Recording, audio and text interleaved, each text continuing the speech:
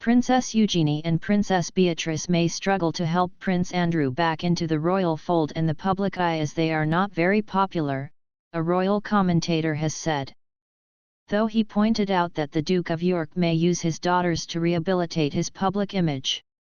While Andrew's daughters have not been painted with the same brush as him, royal biographer Andrew Lownie told Express.co.uk that it is likely that the pair are seen as a backup team as they are not as well liked as other members of the firm such as the Duchess of Edinburgh and her daughter, Lady Louise Windsor. The Traitor King author said Eugenie and Beatrice's increased public presence could be a neat way to rehabilitate Prince Andrew. But he said an increased presence is unlikely as both have young families and are limited on how much time they can work despite the fact they most likely want to keep up their royal appearances, he said. The Duke of York's children and ex-wife Sarah Ferguson have stood by him during the Jeffrey Epstein scandal which led to his forced royal retirement in 2019. Mr. Lownie suggested that his daughters, who are not considered working royals, would struggle to help him back into public life. He said, "The feeling is the sins of the father shouldn't affect the children, but neither Eugenie nor Beatrice have the popularity of the Duchess of Edinburgh or her daughter. They will be seen as a backup team." A recent poll by Ipsos Mori, published in April, ranked the daughters as the joint least popular ahead of Andrew, who came in last. The princesses followed Meghan Markle and Queen Camilla. But the princesses have been making headlines of late. Princess Eugenie announced this week that she gave birth to her second son, Ernest George Ronnie, on May 30. In a post on Instagram, the 33-year-old shared the news of her and husband Jack Brooksbank's new baby, who is named after his great-great-great-grandfather George, his grandpa George and my grandpa Ronald. Princess Beatrice joined Prince William and Kate, Princess of Wales, in Jordan at the wedding of Crown Prince Hussein to architect Rajway Alsif.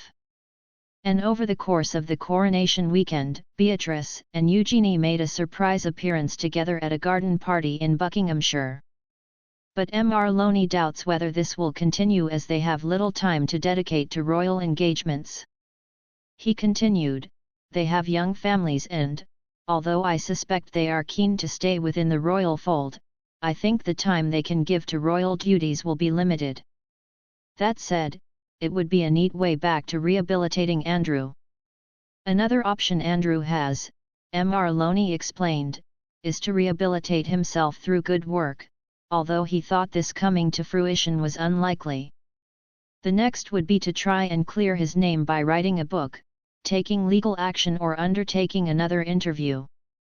The Duke of York infamously gave an interview on Newsnight which was widely deemed disastrous and ultimately instigated his downfall. The Duke was reportedly contemplating writing a memoir which has been dubbed Spare 2.0. But doing any of the options listed above, Mr. Lownie said, would be disastrous.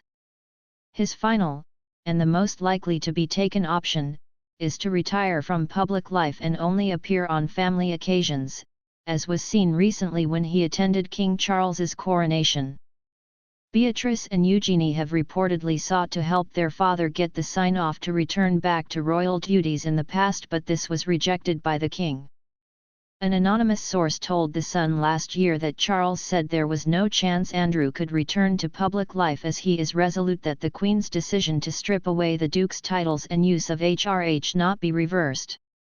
A summit was allegedly held last summer on the Balmoral estate in Scotland after holding a business meeting with Andrew. But their pleas were said to have fallen on deaf ears. Royal commentator Sarah Robertson told GBNE.